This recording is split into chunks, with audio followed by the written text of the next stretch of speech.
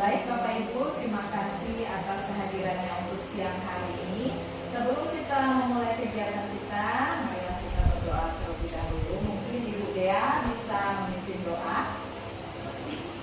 Baiklah semuanya, sebelum kita mulai kegiatan hari ini, marilah kita mengatakan nama Yesus Kristus dalam nama Bapa dan Putra dan Roh Kudus. Bapa di surga, terima kasih atas seluruh berkat dan penyertaan kepada kami dari tadi pagi hingga sore hari. Ya Bapa, berkatilah kegiatan kami hari ini, dan sekarang ini kami ingin memulai kegiatan kami. Kiranya Engkau memberkati kegiatan kami agar berjalan sesuai dengan kehendak-Mu. Engkau kami puji, ingin dan dihargai segala macam.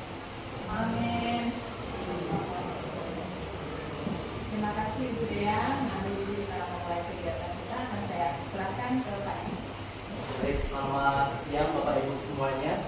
Pada kesempatan kali ini kami berdua, saya Adi Kiriadi dan juga Ibu Kristina Wahyu Widorati akan bersama-sama berkolaborasi dengan Bapak Ibu semuanya dan menyampaikan tentang diseminasi budaya positif.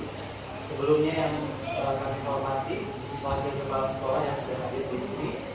Terima kasih atas kesempatan dan waktunya yang diberikan kepada kami untuk menyampaikan tentang diseminasi budaya positif pada kesempatan kali ini 26 Agustus 2024 di SMA Don Bosco Sanggau, Kabupaten Sanggau, Kalimantan Barat. Ini merupakan salah satu pemenuhan tugas dari calon guru penggerak angkatan ke-11 yang sedang kami berdua ikuti. Nah, di sini juga kita bersama-sama untuk saling berkolaborasi tentang pembentukan budaya positif yang nantinya akan disampaikan di sekolah kita ini. Ya, benar sekali. Jadi diseminasi ini merupakan salah satu kegiatan yang harus kami lewati, terutama pada modul 1.4. Jadi nanti kami akan menyampaikan mengenai budaya positif yang nantinya bisa kita terapkan di sekolah kita.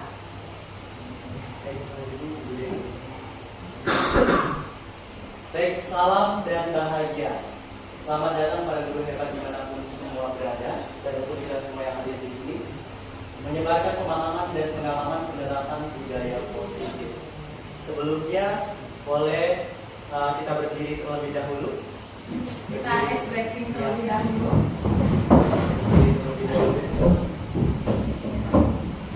Jika saya bilang selamat, boleh tepuk tangan satu kali ya.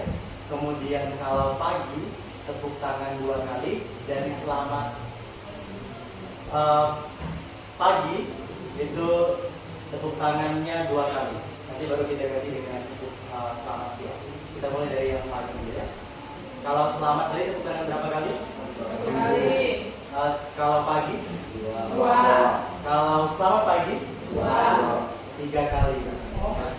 Oke, kita mulai ya. Selamat. Selamat pagi. Selamat pagi. Oke, baik. Sekarang kita ganti dengan selamat siang. Kalau saya bilang selamat siang, tepuk tangannya cukup 1 kali. Kalau selamat 2 kali. Kalau siang 1 kali. Paham? Kalau selamat siang tadi berapa kali tepuk tangannya? 1 kali. Kalau siang 2 kali. Kalau selamat siang tadi 1 kali. Kita mulai ya. Selamat siang. Selamat siang. Oke, baik, terima kasih Bapak Ibu sudah mengasah konsentrasinya. Boleh duduk kembali.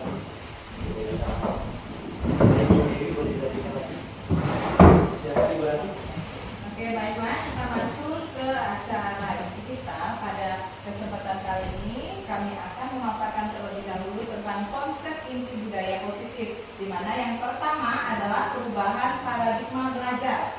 Kemudian ada disiplin positif, teori motivasi perilaku manusia, keyakinan kelas, hukuman dan penghargaan, kebutuhan dasar manusia, 5 posisi kontrol guru, dan yang terakhir adalah penerapan segitiga restitusi. Pembelajaran dengan paradigma baru itu artinya pembelajaran yang dirancang berdasarkan prinsip pembelajaran berdiferensiasi, sehingga setiap siswa belajar sesuai dengan kebutuhan kebutuhan dan tahap perkembangannya yang nantinya akan merujuk pada perkembangan profil pelajar Pancasila. Ya, profil pelajar Pancasila di sini yang seperti sudah kita ketahui ya. Yang pertama ada beriman atau bertawaf kepada Tuhan Yang Maha Esa dan berakhlak mulia. Kemudian ada kebinekaan global. Kemudian ada mandiri, bergotong royong, bernalar kritis dan juga kreatif. Nah, inilah yang kita harapkan dari peserta didik kita dalam pembentukan budaya positif di sekolah. Mereka harus mencakup ke beberapa profil pelajar Pancasila di sini. Selanjutnya, pada pembelajaran paradigma baru, kerangka pengembangan pembelajaran bukan model yang linear, namun merupakan siklus yang berkesinambungan. Jadi antara satu dengan yang lainnya itu harus ada kesinambungan.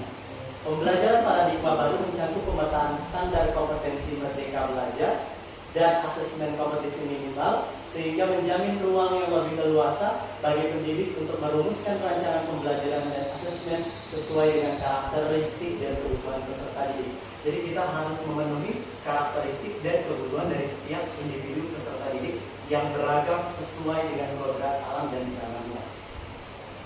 Kemudian, ketiga komponen ini harus selaras dan saling mempengaruhi satu sama lainnya. Keselarasan inilah yang diharapkan dapat mengubah paradigma pembelajaran agar terjadi perbaikan dan pengembangan praktik pembelajaran secara berkelanjutan. Jadi hal itu tidak saja kita lakukan saat ini, tapi diharapkan dapat berkelanjutan dan saling berkaitan satu sama lain. Nah, pada pembelajaran paradigma baru, profil pelajar Pancasila berperan menjadi penuntun arah yang memandu segala kebijakan dan pembaharuan dalam sistem pendidikan Indonesia, termasuk pembelajaran dan asesmen tadi. Baik, selanjutnya di sini ada perubahan paradigma kegiatan kepalan tangan. Ada A dan B, Anda dan teman Anda. Sobeklah secari kertas kecil, tuliskan benda atau sesuatu yang sangat berharga untuk Anda. Letakkan di salah satu tangan Anda dan genggam benda atau sesuatu tersebut dengan segala daya. Buatlah sebuah kepalan. Teman Anda B akan mencoba dengan sekuat tenaga dengan berbagai cara untuk meminta Anda memberikan benda tersebut. B bisa membujuk, mengancam, menghardik, merayu, menyuap apa saja agar dapat membuka kepala tangan Anda. Nah, kira-kira apa yang terjadi dari perbuatan yang ada di sini? Yang kita ketahui. Misalnya ada teman kita, ini kan antara A dan B tadi, menyembunyikan sesuatu di kepala tangannya. Pastilah salah satu temannya itu berusaha untuk membuka kepala tangan tersebut supaya rahasia di dalam kepala tangan tersebut terbuka nanti. Kita lihat apa yang terjadi. Untuk membangun budaya positif, sekolah perlu menyediakan lingkungan yang positif juga. Lingkungan yang aman dan nyaman agar murid-murid mampu berpikir, bertindak, dan mencipta dengan merdeka, mandiri, dan bertanggung jawab. Nah, merdeka di situ artinya anak-anak dengan senang hati melakukan apa yang dia inginkan sesuai dengan kebutuhannya dalam belajar. Nah, salah satu strategi yang perlu ditinjau ulang adalah bentuk disiplin yang dijalankan selama ini di sekolah kita. Jadi tadi itu hanya sebagai refleksi ya Pak Diki, agar kita tahu apa yang akan kita rancang ke depan. Ya, seperti tadi ada refleksi yang dalam kepala tangan tadi, bahwa seseorang jangan merasa terancam dalam hidupnya, sehingga nanti dia tidak merasa nyaman ketika dalam proses pembelajaran. Coba dilanjutkan. Nah, dalam kegiatan ini ada yang namanya miskonsepsi tentang teori kontrol. Ada ilusi guru untuk mengontrol murid. Kemudian ada ilusi bahwa semua penguatan positif, efektif, dan bermanfaat. Nah, ada pula ilusi bahwa kritik dan membuat rasa bersalah mampu menguatkan karakter.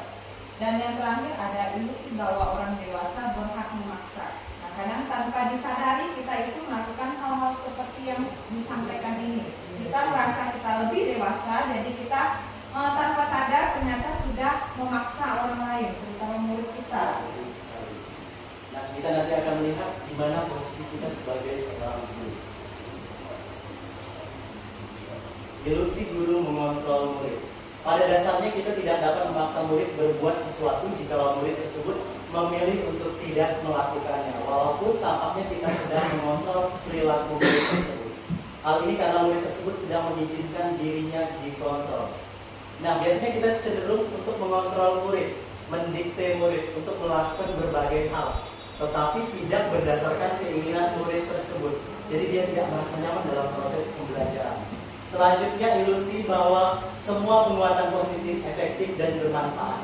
Penguatan positif atau bujukan adalah bentuk-bentuk kontrol. Segala usaha untuk mempengaruhi murid agar mengulang suatu perilaku tertentu adalah suatu usaha untuk mengontrol murid tersebut. Terkadang penguatan positif ini tidak selamanya ke arah yang bermanfaat. Kita cenderung mengulang sesuatu yang terus-menerus sehingga membuat murid merasa bahwa mereka tertekan. Berkali-kali kita berbicara hal tersebut yang sama dan yang sama secara terus-menerus. Selanjutnya, Nah, kemudian ada ilusi bahwa kritik dan membuat rasa bersalah dapat mengeluarkan karakter. Nah, menggunakan kritik dan rasa bersalah untuk mengontrol murid menuju pada identitas yang gagal. Jadi kalau kita membuat rasa bersalah kepada murid, malah murid itu akan merasa dia itu gagal dalam melakukan sesuatu. Nah, kemudian ada lagi ilusi bahwa orang dewasa memiliki hak untuk memaksa. Banyak orang dewasa yang percaya bahwa mereka memiliki tanggung jawab untuk membuat murid-murid berbuat hal-hal tertentu. Nah, apapun yang dilakukan dapat diterima selama ada sebuah kemajuan berdasarkan sebuah pengukuran kinerja. Jadi bukan berarti kita itu dewasa lalu kita harus memaksa segalanya. Padahal hal yang kita lakukan itu belum tentu berdampak baik. selanjutnya di sini bagaimana seorang bisa merubah dari paradigma stimulus respon kepada pendekatan teori kontrol. Di sini ada Stephen R. Covey Principle Center Leadership di tahun 1991 mengatakan bahwa bila kita ingin membuat kemajuan perlahan sedikit-sedikit, ubahlah sikap atau perilaku kita. Namun bila kita ingin memperbaiki cara-cara utama kita, maka kita perlu mengubah kerangka acuan kita. Jadi yang dimaksud di sini adalah jangan menuntut anak untuk berubah sementara kita sendiri tidak membawa perubahan itu kepada anak. Kita cenderung menuntut peserta didik untuk melakukan perubahan sementara kita sendiri tidak mau melakukan perubahan itu. Pada stimulus respon seolah-olah orang lain dapat kita kontrol, dapat kita kendalikan, sehingga kita dapat merubah seseorang menjadi apa yang kita inginkan. Tetapi pada teori kontrol sangat bertolak belakang. Sesuatu yang sedang kita kontrol sebetulnya tidak dapat kita kendalikan. Karena yang dapat mengontrol adalah dirinya sendiri, bukan orang lain. Ya, betul sekali, kita cenderung sering mengontrol peserta didik kita. Dan ini akan berdampak buruk pada psikis dari setiap peserta didik, bahwa dia merasa hidupnya tidak aman dan merasa tertekan. Bukan begitu juga? Benar sekali. Jadi tanpa kita sadari kalau kita mengontrol murid itu malah mereka itu merasa tidak ada ruang untuk mereka bisa berkembang. Jadi ada rasa tertekan dan tidak nyaman di balik yang kita lakukan.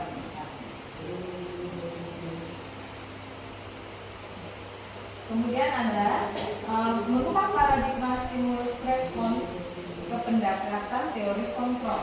Jadi stimulus respon itu kita mencoba mengubah orang agar berpandangan sama dengan kita.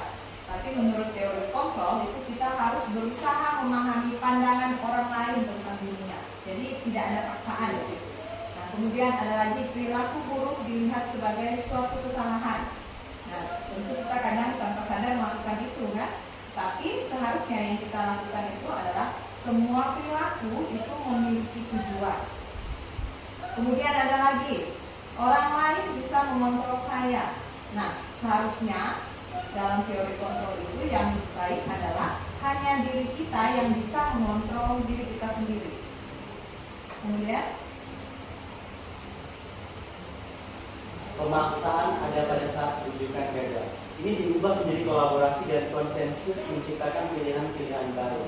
Kemudian model berpikir menang atau kalah, yaitu model berpikir menang-menang. Jadi tidak ada yang kalah.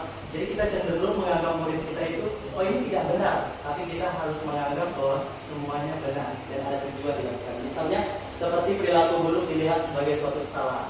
Misalnya kita sering menjudge murid kita ketika tidak mengerjakan tugas karena dia malas, karena dia tidak bertanggung jawab dan seterusnya.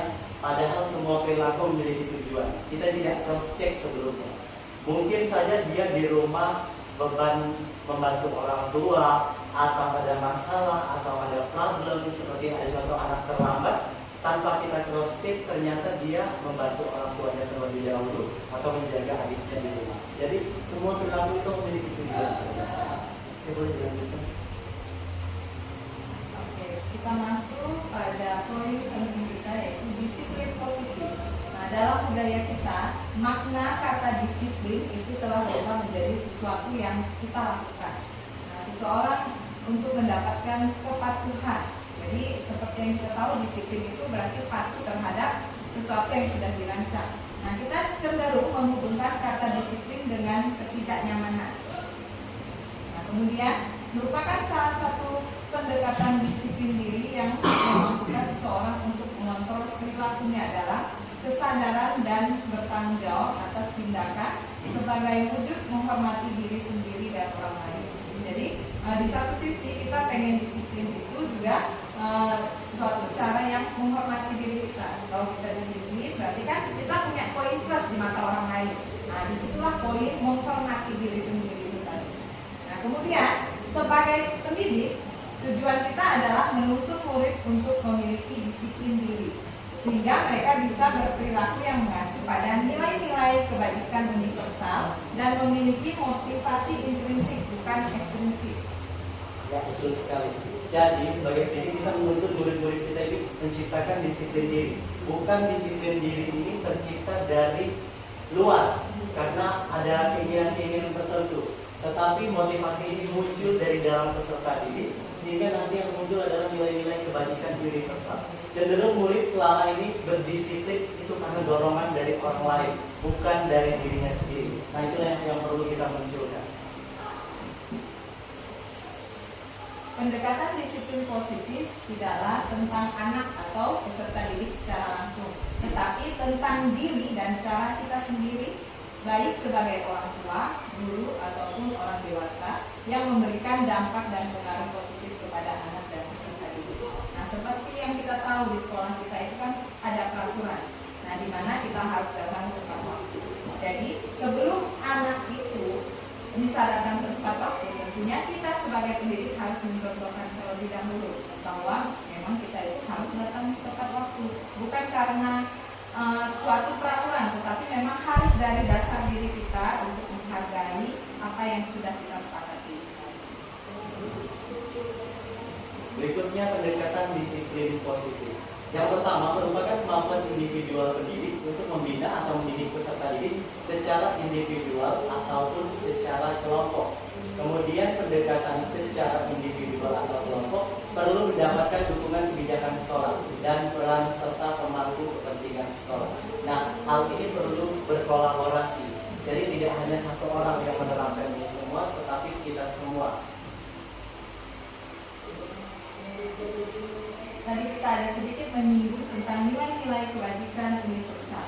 Nah, nilai-nilai kebajikan itu adalah sifat-sifat positif manusia yang merupakan tujuan mulia yang ingin dicapai setiap individu. Nah, nilai yang disepakati bersama yaitu lintas suku bangsa, agama maupun latar belakang. Nah, contohnya dalam profil pelajar Pancasila itu ada beriman, bertakwa kepada Tuhan Yang Maha Esa dan berakhlak mulia.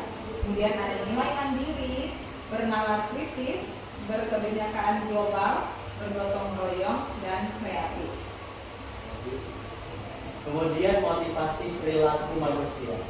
Nah, dari ketiga hal ini yang pertama untuk menghindari ketidaknyamanan hukuman. Apakah kita semua pernah melakukan ini? Biasanya kita menghindari ketidaknyamanan atau hukuman. Cenderung kita menghindar. Bukan begitu Bapak Ibu semuanya? Iya. Kemudian untuk mendapatkan imbalan dan penghargaan, biasanya kita melakukan berbagai cara supaya untuk mendapatkan imbalan dan penghargaan. Nah, ketika kita datang lebih awal ke sekolah bukan karena untuk mendapatkan imbalan atau penghargaan, tetapi itu kesadaran dari diri kita terlebih dahulu. Kemudian untuk menghargai diri kita sendiri, dan inilah yang motivasi yang seharusnya kita munculkan dari dalam diri kita sendiri. Sementara ini dari eksternal, bukan dari eksternal terlebih dahulu, tetapi dari internal. Bukan begitu juga? Iya, benar sekali. Jadi semua memang harus datang dari diri kita sendiri. Jadi bukan karena peraturan yang memang mewajibkan kita untuk melakukan itu, tapi memang harus dari kesadaran diri kita. Oke. Kemudian di situ ada menurut Ki Hajar Dewantara, merdeka itu artinya tidak hanya terlepas dari perintah, akan tetapi juga cakap buat memerintah diri sendiri. Nah, motivasi internal yaitu menciptakan disiplin positif dan sikap merdeka. Selanjutnya. Nah, inilah yang akan kita bentuk nanti di kelas-kelas yang kita ambil, baik sebagai wali kelas atau mungkin juga guru maba, yaitu menciptakan suatu keyakinan kelas.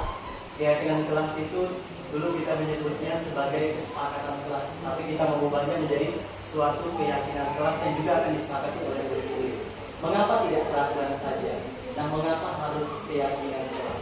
Kira-kira Bapak Ibu, mengapa tidak peraturan saja? Ada yang boleh menyampaikan tanggapannya di sini? Karena peraturan ini cenderung terfokus pada diri seseorang, ya kan? Nanti yang muncul cenderung motivasi eksternal, sementara keyakinan kelas itu disepakati oleh semua anggota kelas dan berdasarkan prinsip-prinsip seperti yang tadi nilai-nilai dibandingkan universal. Nah, baik, kita mencoba memperhatikan pertanyaan berikut. Mengapa kita memiliki peraturan 3M, menggunakan masker, mencuci tangan, dan menjaga jarak pada saat pandemi COVID? Nah, mengapa kita memiliki peraturan harus menggunakan helm bila kita berkendaraan? Mengapa kita memiliki peraturan harus datang tepat waktu pada saat mengikuti pelatihan atau pembelajaran? Untuk mendukung motivasi intrinsik, kembali ke nilai-nilai atau keyakinan yang lebih menggerakkan seseorang dibandingkan mengikuti serangkaian peraturan-peraturan. Nah, contohnya, yang kedua itu ada memiliki peraturan harus menggunakan helm bila mengendarai kendaraan motor. Nah, itu kita lakukan apakah karena memang peraturannya, ataukah memang dari dasar diri kita ingin menjaga keselamatan diri? Menurut Bapak Ibu bagaimana? Lebih ke arah yang mana? Menjaga keselamatan diri, berarti itu muncul dari diri kita sendiri, bukan karena hanya peraturan belakang, ya kan? Selanjutnya, nah, yang mana yang merupakan keyakinan kelas di sini?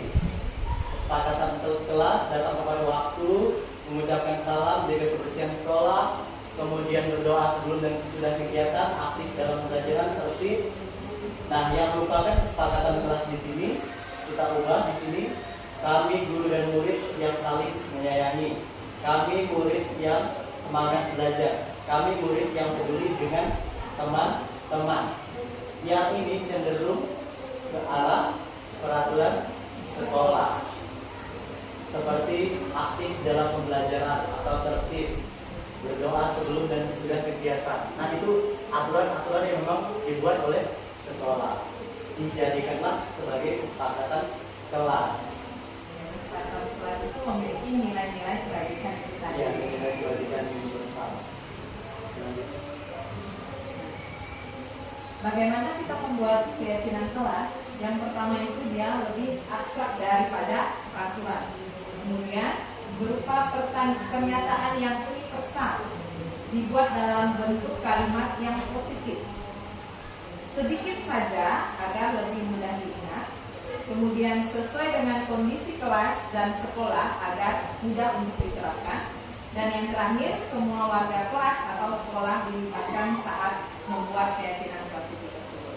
Makanya tadi dibilang beda dengan peraturan. Kalau peraturan itu cenderung dikatakan seperti sepihak ya Pak Rizky ya. Kalau kesepakatan kelas itu berdasarkan kesepakatan kita bersama. Kemudian tentukan keyakinan dari peraturan berikut. Coba kita lihat. Yang pertama, selalu kembalikan buku ke tempatnya.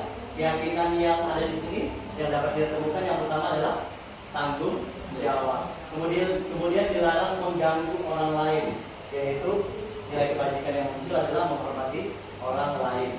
Kemudian hadir di sekolah 15 menit sebelum pembelajaran dimulai, menghormati orang lain, berkomitmen. Seandainya kita datang terlambat, pasti kita akan mengganggu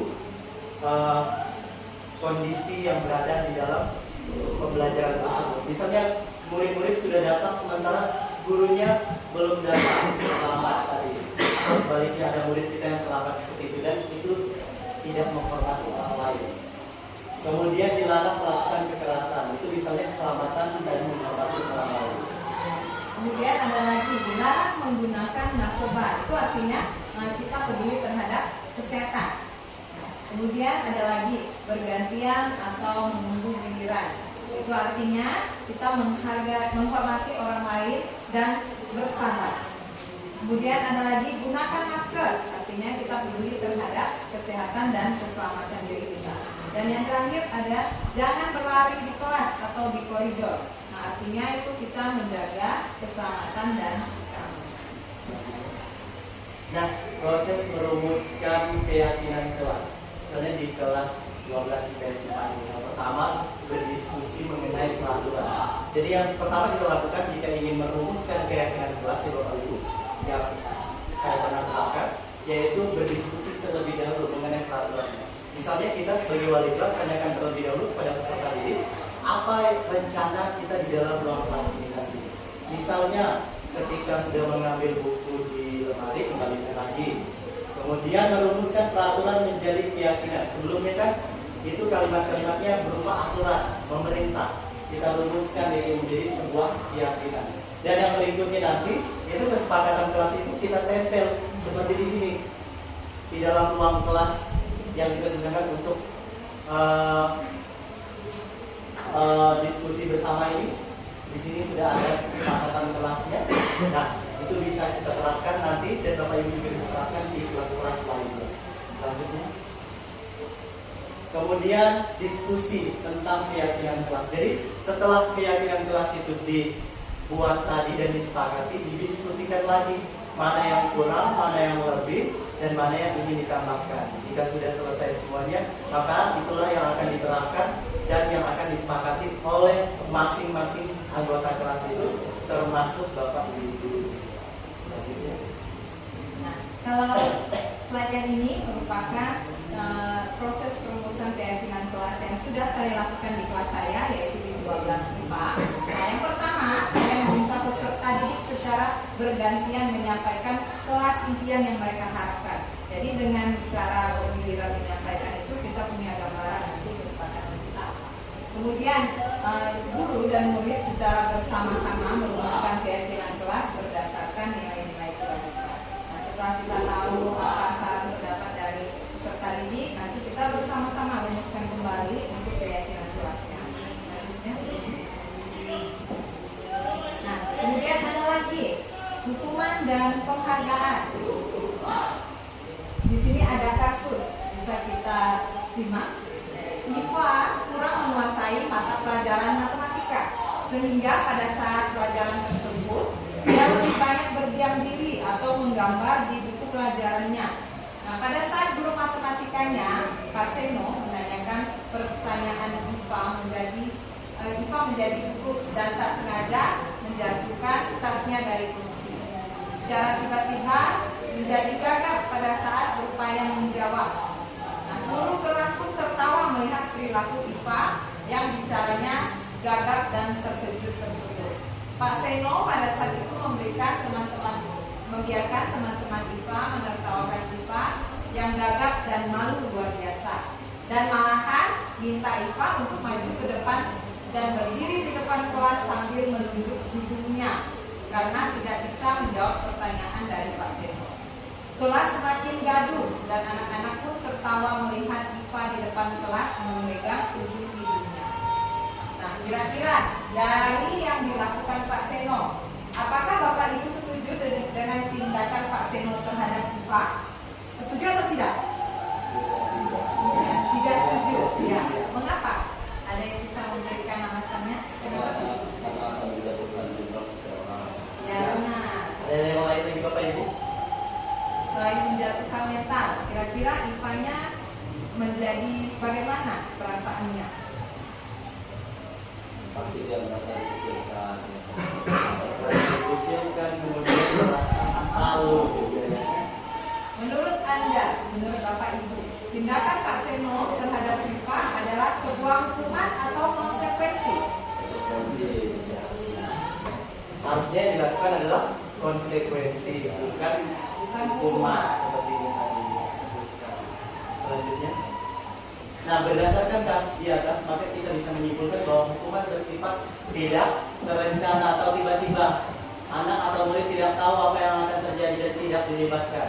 Hukuman bersifat satu arah dari pihak guru yang memberikan, dan murid hanya menerima suatu hukuman tanpa melalui suatu kesepakatan atau pengarahan dari pihak guru, baik sebelum atau sesudahnya. Hukuman yang diberikan bisa berupa fisik maupun psikis. Murid atau anak disakiti oleh suatu perbuatan atau kata-kata. Sementara disiplin dalam bentuk konsekuensi sudah terencana atau sudah disepakati, sudah dibahas dan disetujui oleh murid dan guru. Nah, umumnya bentuk-bentuk konsekuensi dibuat oleh pihak guru atau sekolah, dan murid sudah mengetahui sebelumnya konsekuensi yang akan diterima bila ada pelanggaran. Nah, pada konsekuensi, murid tetap dibuat tidak nyaman untuk jangka waktu pendek. Konsekuensi biasanya diberikan berdasarkan suatu data yang umumnya dapat diukur. Misalnya, setelah 3 kali tugasnya tidak diselesaikan dalam waktu yang ditentukan, atau murid melakukan kegiatan di luar kegiatan pembelajaran, misalnya ngobrol, ganggu teman, atau melukis, gambar bentuknya, maka murid tersebut akan kehilangan waktu bermain dan harus menyelesaikan tugas karena ketertinggalannya. Peraturan atau konsekuensi yang mengikuti ini sudah diketahui sebelumnya oleh murid. Sikap guru di sini senantiasa memonitor murid. Ya, betul sekali. Jadi kita cenderung memberikan hukuman kepada murid itu secara tiba-tiba, tidak berdasarkan kesepakatan yang dibuat sebelumnya. Nah, itu berujung pada hukuman tadi, bukan konsekuensi. Tetapi konsekuensi ini sudah diyakini dan sudah disepakati sebelumnya, sehingga murid dan guru pun mengetahui hal yang terjadi di sini. Selanjutnya, hukuman dan penghargaan. Nah, yang pertama, penghargaan dan hukuman adalah dua aspek penting dalam proses pembelajaran.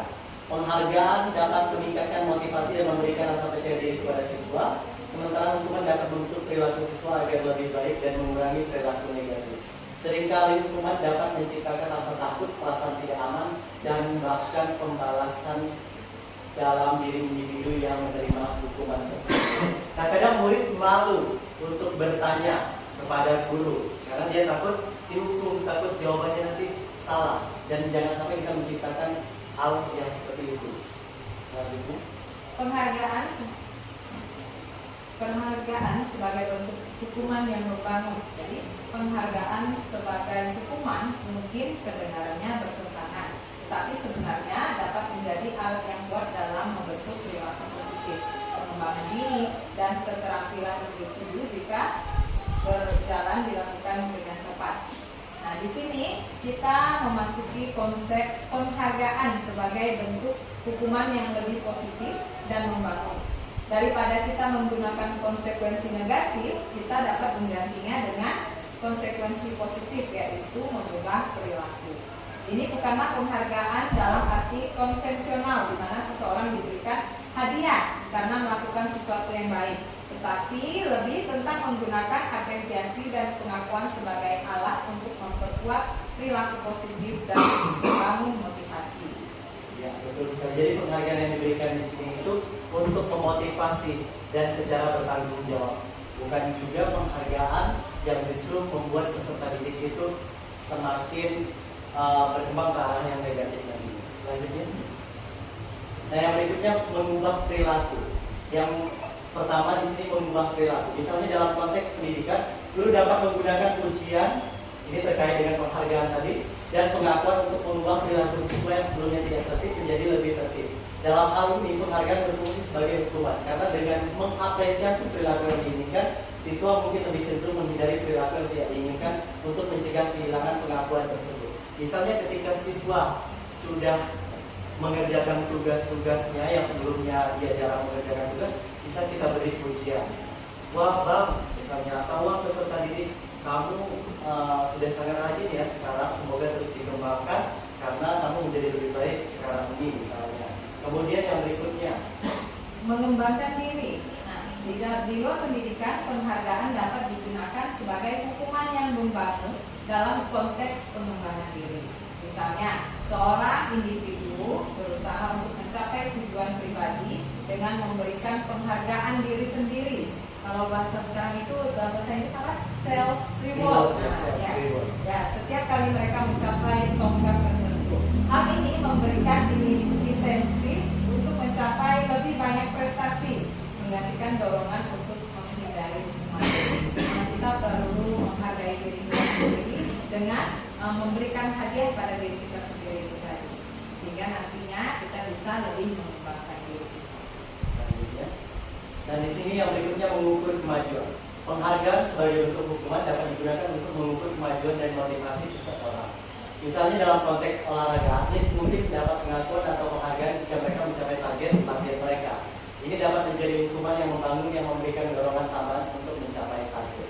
Penghargaan sebagai bentuk hukuman adalah konsep yang memungkinkan kita untuk melihat hukuman dari sudut pandang yang lebih positif daripada mengandalkan konsekuensi negatif atau ketakutan. Penghargaan sebagai hukuman memungkinkan kita untuk menggunakan apresiasi, pengakuan, dan motivasi sebagai alat untuk mengubah perilaku, mengembangkan diri, dan mengukur kemajuan. Ini menunjukkan bahwa dalam kasus tertentu hukuman tidak selalu harus bersifat negatif, melainkan dapat memainkan peran yang konstruktif dalam memotivasi dan membangun diri. Jadi kadang-kadang itu hukuman ini tidak selalu bersifat konotasi negatif. Misalnya kita memberikan hukuman disuruh mengerjakan tugas tambahan kepada peserta didik, tetapi nanti kita harus mengapresiasinya dengan memberikan sesuatu dalam bentuk pujian atau apa, dan itu akan memunculkan individu untuk membangun motivasi dan mengembangkan dirinya. Selanjutnya, Nah, kemudian ada kebutuhan dasar manusia. Jadi kita sebagai manusia itu pasti ada kebutuhan diri. Yang pertama, kebutuhan untuk bertahan hidup. Kemudian kebutuhan akan kasih sayang, merasa dicintai. Kemudian ada lagi kebebasan. Dan keempat ada kesenangan, dan yang kelima penguasaan. betul sekali. Misalnya, contohnya kebutuhan kebebasan. Jika kita diberi pilihan untuk makan bakso dan nasi goreng, kita memiliki kebebasan untuk menentukan mana yang kita ingin makan, apakah bakso atau nasi goreng, tanpa mengikuti keinginan orang lain.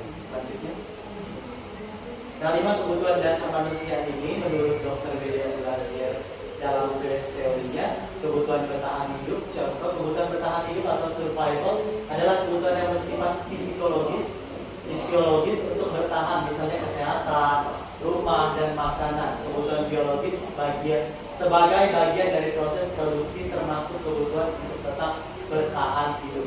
Selanjutnya ada kasih sayang dan rasa diterima. Kebutuhan ini dan tiga kebutuhan berikutnya adalah kebutuhan psikologis. Kebutuhan untuk disayang dan diterima meliputi kebutuhan akan hubungan dan koneksi sosial, kebutuhan untuk memberi dan menerima kasih sayang, dan kebutuhan untuk merasa menjadi bagian dari suatu kelompok. Misalnya kita kepada murid, apabila kita tidak memberikan rasa diterima kepada peserta didik atau murid kita, maka mereka pun tidak merasa nyaman di dalam kelas. Kita harus menumbuhkan ini di dalam kelas-kelas yang kita ambil. Selanjutnya, kemudian ada lagi kebutuhan atas penguasaan atau kebutuhan untuk pengakuan atas kemampuan diri. Nah, kebutuhan ini berhubungan dengan kekuatan untuk mencapai sesuatu, menjadi kompeten, menjadi terampil, diakui atas prestasi dan keterampilan kita, didengarkan dan memiliki rasa harga diri. Kebutuhan ini meliputi keinginan untuk dianggap berharga, bisa membuat perbedaan, bisa membuat pencapaian, kompeten, diakui dan dihormati. Contohnya, seperti yang kita sudah lakukan tadi pagi pada saat upacara, ada anak yang berprestasi, maka kita apresiasilah dia agar ia merasa dirinya itu berhasil, ada pencapaiannya. Nah, jadi itu walaupun terlihat sederhana, tapi sangat menunjang atas kebutuhan dasar murid-murid kita. Kemudian ada lagi yang keempat, kebutuhan atas kebebasan. kebutuhan akan pilihan. Nah, kebutuhan ini akan memenuhi kemandirian, otonomi, memiliki kemampuan dan mampu mengendalikan arah hidup seseorang. Anak-anak dengan kebutuhan bebas yang tinggi menginginkan pilihan. Mereka perlu banyak bergerak, suka mencoba-coba, tidak terlalu terpengaruh orang lain, dan senang mencoba hal baru dan menarik. Jadi seperti yang kita tahu, murid-murid kita di sekolah itu kan sepertinya senang terhadap kegiatan yang baru. Nah, benarkah tadi? Iya, betul sekali. Jadi mereka memiliki kebebasan untuk menentukan. Ini juga dalam ekstrakurikuler misalnya. Jadi mereka bebas memilih yang mana sesuai dengan minat dan bakat yang mereka miliki. Selanjutnya ini berkaitan dengan kesenangan, kebutuhan untuk merasa senang. Ini berkaitan dengan mencari kesenangan, bermain dan tertawa. Bayangkan hidup tanpa kenikmatan apapun, lalu menyedihkan. Belajar menghubungkan kebutuhan ini akan kesenangan dengan belajar. Jadi bagaimana cara kita menciptakan kepada peserta didik supaya mereka senang belajar ketika bersama dengan kita? Bagaimana murid-murid itu merasa nyaman ketika belajar dengan kita, merasakan kegembiraan, tertawa. Bukan justru ketika kita masuk bahwa dia tidak menyenangi pembelajaran kita, justru murung, bahkan tidak menyukai kita sebagai orang guru. Selanjutnya, ada lagi yang namanya posisi kontrol guru. Nah, ada 5 posisi kontrol. Yang pertama sebagai pengukur, yang kedua sebagai pembuat rasa bersalah, yang ketiga posisi kontrol sebagai teman, yang keempat sebagai pemantau, dan yang kelima sebagai manajer. Kita akan mengulik yang mana posisi kontrol yang baik untuk murid kita. ya, cenderung kita selama ini yang mana juga nanti kita akan mengetahuinya. Selanjutnya, yang pertama penghukum. Seorang penghukum bisa menggunakan hukuman fisik maupun verbal. Orang-orang yang menjalankan posisi penghukum senantiasa mengatakan bahwa sekolah memerlukan sistem atau alat yang dapat lebih menekankan murid-murid lebih dalam lagi. Guru-guru menerapkan posisi penghukum dengan berkata, patuhi aturan saya, awas ya, kamu selalu salah, selalu pasti, selalu yang terakhir selesai. Guru seperti ini senantiasa percaya hanya ada satu cara agar pembelajaran berhasil, yaitu dengan memberikan hukuman. Dan ini dampaknya sangat buruk bagi peserta didik. Ya. Lanjut. Ya. Nah, kemudian ada lagi pembuat rasa bersalah. Posisi ini biasanya guru akan berusaha lebih lembut dalam nada bicaranya. Nah, pembuat rasa bersalah akan menggunakan perundungan yang membuat orang lain merasa tidak nyaman, bersalah atau rendah diri. Kata-kata yang keluar dengan lembut seperti, ibu sangat kecewa sekali dengan kamu. Misalkan, ibu harus berulang berapa kali lagi untuk menyadarkan kamu. Berapa kali lagi bapak atau ibu harus memberitahukan kamu ya. Gimana coba kalau orang tua kamu tahu kalau kamu berbuat seperti ini di sekolah. Nah, itu adalah kata-kata yang sering kita lontarkan pada saat kita berada di posisi pembuat rasa bersalah. Nah, di posisi ini murid akan memiliki penilaian diri yang buruk tentang diri mereka. Kemudian mereka merasa tidak berharga dan telah mengecewakan orang-orang yang disayanginya. Jadi tanpa kita sadar, walaupun kita menyebutkannya dengan lembut, ternyata itu menusuk di hati mereka. Selanjutnya, yang berikutnya ada posisi sebagai teman. Guru pada posisi ini tidak akan menyakiti murid, namun akan tetap berupaya mengontrol murid melalui persuasi. Posisi teman pada guru bisa negatif ataupun positif. Positif di sini berupa hubungan yang baik terjalin antara guru dan murid. Guru di posisi teman ini menggunakan hubungan baik dan humor untuk mempengaruhi seseorang. Misalnya, ayo bantulah demi bapak ya. Ayo ingat tidak bantuan. Ayo ingat tidak bantuan bapak selama ini ya sudah, kali ini tidak apa-apa. Misalnya nanti ibu bantu bereskan. Nah, posisi teman ini juga bagus sebenarnya. Tetapi murid cenderung hanya kepada satu orang guru saja yang tadi dia anggap sebagai teman dekatnya. Kemudian memantau. Memantau berarti mengawasi. Pada saat kita mengawasi, kita bertanggung jawab atas perilaku orang-orang yang kita awasi. Posisi pemantau ini berdasarkan aturan dan konsekuensi. Dengan menggunakan sanksi, kita dapat memisahkan hubungan pribadi kita dengan murid. Sebagai seorang yang menjalankan posisi pemantau, pertanyaan yang diajukan misalnya, peraturan apa yang sudah kamu langgar, apa yang telah kamu lakukan, sanksi atau konsekuensi apa. Seorang pemantau sangat mengandalkan perhitungan, catatan data yang dapat digunakan sebagai bukti atas perilaku seseorang tersebut. Dan ini juga cenderung biasanya pemantau ini membuat murid merasa takut dan kadang-kadang yang lebih parahnya mereka juga bisa menjadi dendam kepada bapak ibu guru. Selanjutnya. Dan yang terakhir adalah posisi sebagai manajer. Nah, posisi ini di mana guru berbuat sesuatu bersama dengan murid, mempersilahkan murid mempertanggungjawabkan perilakunya, mendukung murid agar dapat menemukan solusi atas permasalahannya sendiri. Seorang manajer telah memiliki keterampilan di posisi teman maupun pemantau, dan dengan demikian bisa jadi di waktu-waktu tertentu kembali kepada kedua posisi tersebut bila diperlukan. Jadi ini artinya adanya kolaborasi kedua posisi. Jadi pada suatu permasalahan kita bisa saja hadir sebagai teman, kemudian hadir sebagai pemantau, dan yang lebih baik lagi kalau kita bisa hadir sepenuhnya sebagai manajer. Selanjutnya. Nah, yang berikutnya ada segitiga restitusi. Jadi kalau menyelesaikan masalah dalam murid itu, kita baiknya menggunakan seperti ini. Namanya segitiga restitusi. Cenderung kita tidak menggunakan seperti ini biasanya. Nah, disinilah kami akan menyampaikan seperti ini. Misalnya yang pertama menanyakan keyakinan. Kemudian yang pertama itu adalah menstabilkan identitas. Kemudian validasi kebutuhan dan menanyakan keyakinan. Benar sekali. Jadi segitiga restitusi ini harus kita terapkan pada saat kita melakukan konsultasi dengan peserta didik yang bermasalah. Harus dimulai dengan menstabilkan identitas. Kita harus tahu dulu apa latar belakang permasalahan. Kemudian ada validasi kebutuhan. Nah, sebalik lagi seperti tadi yang sudah dijelaskan bahwa orang melakukan sesuatu itu pasti ada alasannya. Nah, setelah kita tahu alasannya, baru kita menanyakan keyakinan yang sudah kita sepakati.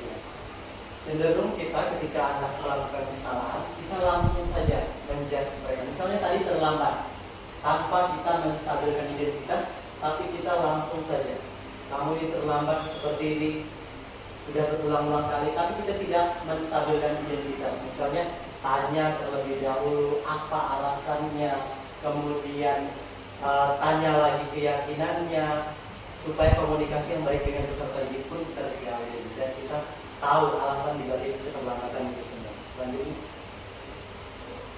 Nah, kemudian kita mengulik pengertian tentang restitusi.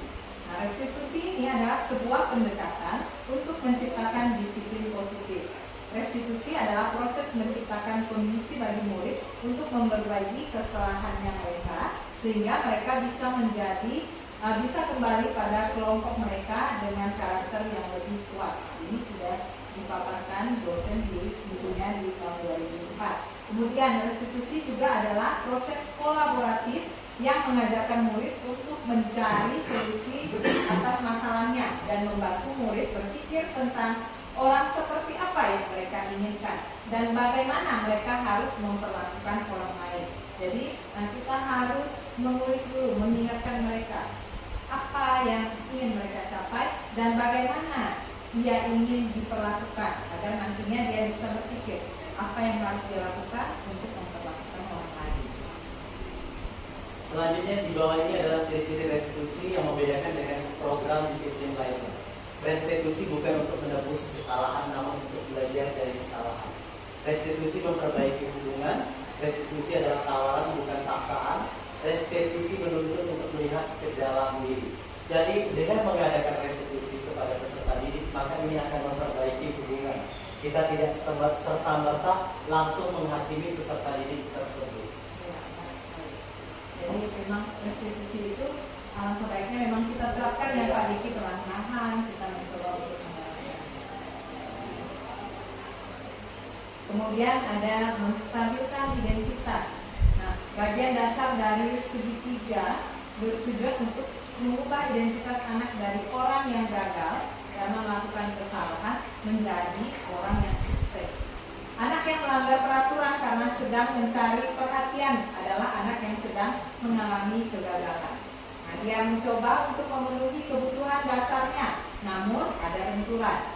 Kalau kita mengkritik dia, maka kita akan tetap membuatnya dalam posisi yang gagal. Nah, kalau kita ingin dia menjadi reflektif, maka kita harus meyakinkan anak tersebut dengan mengatakan kalimat-kalimat positif. Nah, seperti contohnya, berbuat salah itu tidak apa-apa. Tidak ada manusia yang sempurna. Kita harus mengakui bahwa kita sebagai guru juga pernah melakukan kesalahan seperti yang dilakukannya. Kemudian kita harus meyakinkan bahwa kita bersama-sama bisa menyelesaikan masalah tersebut. Selanjutnya ada validasi tindakan yang salah. Nah, ini kita harus cross check tadi. Jika murid melakukan pelanggaran, bukan serta-merta langsung tidak. Setiap tindakan kita dilakukan dengan satu tujuan, yaitu memenuhi kebutuhan dasar. Kalau kita memahami kebutuhan dasar yang mendasari sebuah tindakan, kita akan bisa menemukan cara efektif untuk memenuhi kebutuhan tersebut. Nah, seorang guru yang memahami teori kontrol akan mengubah pandangan dari teori stimulus respon ke cara berpikir positif yang mengenali tujuan dari setiap tindakan. Kita mungkin tidak suka dengan sikap anak atau terus-menerus merengek, tapi bila sikap itu mendapat perhatian, maka itu telah memenuhi kebutuhan anak tersebut. Kalimat yang mungkin terdengar asing buat guru, namun bila dikatakan dengan nada tanpa menghakimi, akan memvalidasi bagi peserta didik. Contoh, padahal kamu bisa melakukan yang lebih buruk daripada ini. Misalnya dalam kasus perkelahian. Jadi nanti murid merasa tersadar. Kemudian kamu pasti punya alasan mengapa melakukan ini. Pasti dia punya alasan. Misalnya pergi ke kantin di jam belajar. Mungkin bosan saat pelajaran itu, atau pelajaran itu isinya hanya tugas-tugas tertentu misalnya. Selanjutnya, kamu patut bangga pada dirimu sendiri karena kamu telah melindungi sesuatu yang penting buatmu. Kamu boleh mempertahankan sikap itu, tapi kamu harus menambahkan sikap yang lebih baik. Misalnya sikap yang ingin dia pertahankan tadi adalah tentang mempertahankan diri.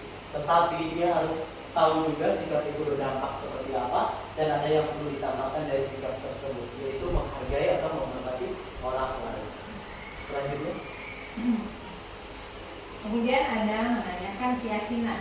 Nah, teori kontrol menyatakan bahwa kita pada dasarnya termotivasi secara internal. Ketika identitas sukses telah tercapai dan tingkah laku yang salah telah divalidasi, maka anak akan siap untuk dihubungkan dengan nilai-nilai yang dia percaya dan berpindah menjadi orang yang diinginkan.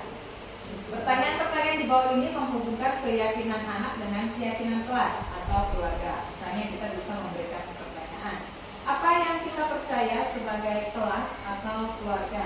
Apa nilai-nilai umum yang kita telah sepakati? Apa bayangan kita tentang kelas yang ideal? Dan kita bisa menanyakan, kamu mau jadi orang yang seperti apa sih? Nah, penting untuk menanyakan ke anak kehidupan seperti apa nantinya yang mereka inginkan. Apakah kamu ingin menjadi orang yang sukses, bertanggung jawab, atau bisa dipercaya? Nah, kebanyakan anak akan mengatakan iya, tapi mereka tidak tahu bagaimana caranya menjadi orang yang seperti dia inginkan.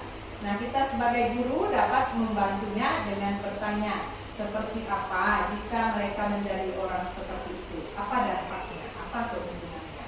Nah, ketika anak sudah mendapatkan gambaran yang jelas tentang orang yang seperti apa yang mereka inginkan, maka guru dapat membantu anak-anak tetap fokus pada gambaran tersebut. baik, sampai di sini terlebih dahulu penjelasan yang kami sampaikan. Nah, Bapak Ibu, mari kita berkolaborasi saling mendukung untuk mewujudkan budaya-budaya positif yang tadi sudah kami jelaskan di sini, mulai dari membentuk keyakinan kelas di kelas-kelas yang Bapak Ibu ambil nanti, kemudian menerapkan segitiga restitusi, tidak menjadikan hukuman kepada peserta didik, tetapi dengan memberikan konsekuensi yang lebih bermakna dan bermanfaat. Mungkin sebelum ini ditutup, pada pertanyaan atau ada tanggapan dengan materi yang disampaikan di sini tadi? Ada? Silakan Pak Dedi. Ada? Atau mungkin Pak Dedi juga sudah menerapkan Ya. keyakinan kelas di kelasnya. Keyakinan kelas di kelasnya. Begini, terima kasih Pak Diki dan berarti ini sangat membantu kita para guru. Dan mungkin selama ini kan kita membuat aturan-aturan saja di kelas, tapi tidak pernah memikirkan misalnya keyakinan di kelas itu kan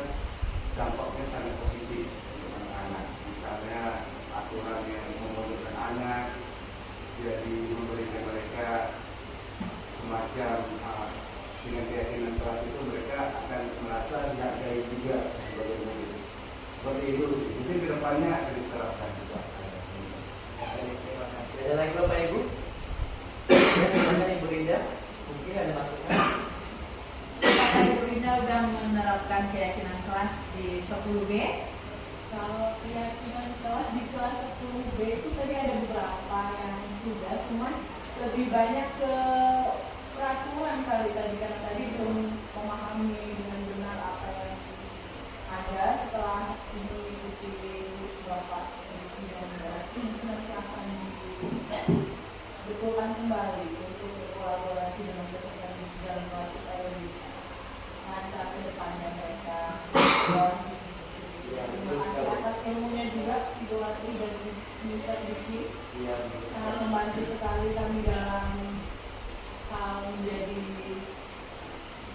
pengajar pendidik dan Jadi kita nanti berusaha untuk menerapkan posisi manajer iya. dan kadang-kadang itu bisa menjadi teman dan pemantau bagi Iya. peserta didik, bukan cenderungnya hanya menghukum peserta didik. Dengan menjadi teman bagi peserta didik pun kita akan mengetahui karakter mereka dengan lebih mudah, memahami peserta didik karena kita masuk ke zona yang mereka miliki. Nanti kita bisa akan terapkan di kelas-kelas yang kita ambil. Silakan, ada tanggapan lagi? Kali ini saya punya Pak Diki ya dengan Ibu Latri. Kalau pandangan saya itu sangat membantu karena bagaimanapun juga kita harus mengenali peserta didik itu sendiri agar kita mudah untuk menerapkan yang kita lakukan. Karena di situ masalah peraturan yang tentu banyak ada yang keliru juga artinya tentunya kan. Jadi kita dan anak itu selalu respon juga jangan terpaku dengan aturan. Kita bisa fleksibel untuk menangani kasus-kasus yang sifatnya mungkin ya lambat, disiplinnya kurang, dan cara belajarnya juga mungkin di kelas ngantuk dan sebagainya. Jadi perlu ada dari kolaborasi tentang aturan ya. Jadi itu tanggapan dari saya Pak Diki dan Ibu Latri. Sekian dari saya. Ya, benar sekali ya Pak Diki ya, yang Pak Wiranto katakan itu sangat benar bahwa kita sebagai guru itu harus memahami karakter murid agar nantinya kita tahu latar belakangnya dan kita bisa tahu bagaimana cara menuntun peserta didiknya sesuai dengan kodrat alat dan kodrat zaman. Ya baik Bapak Ibu, semoga kita semua nanti bisa menerapkan ini semua dan menerapkan keyakinan kelas dan menyelesaikan masalah peserta didik itu dengan segitiga restitusi. Karena itu lebih menjalin hubungan yang baik dengan peserta didik tanpa harus kita menjudge peserta didik itu terlebih dahulu. Tetapi kita menggunakan segitiga restitusi sehingga semuanya itu terstabilkan dan kita pun menemukan permasalahan yang terjadi di situ.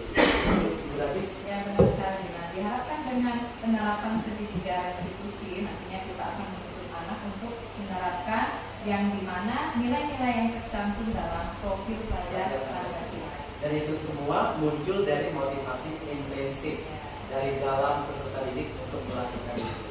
Apabila tidak ada lagi pertanyaan atau pertanyaan Bapak Ibu, maka pertemuan kali ini akan kami akhiri dan mohon maaf apabila dalam penyampaian ini terdapat kekeliruan dan semoga semuanya ini bermanfaat untuk kita semua. Nanti mungkin kita foto terlebih dahulu ya. Oh iya. Ya. Baik, terima kasih Bapak Ibu, sekian dari kami. Mohon maaf jika ada kesalahan kata yang kami ucapkan pada saat penyampaian materi. Semoga apa yang kami sampaikan bermanfaat untuk kita dan bisa kita terapkan. Amin. Sama-sama. Terima kasih, selamat Selamat sore. Ya, sore.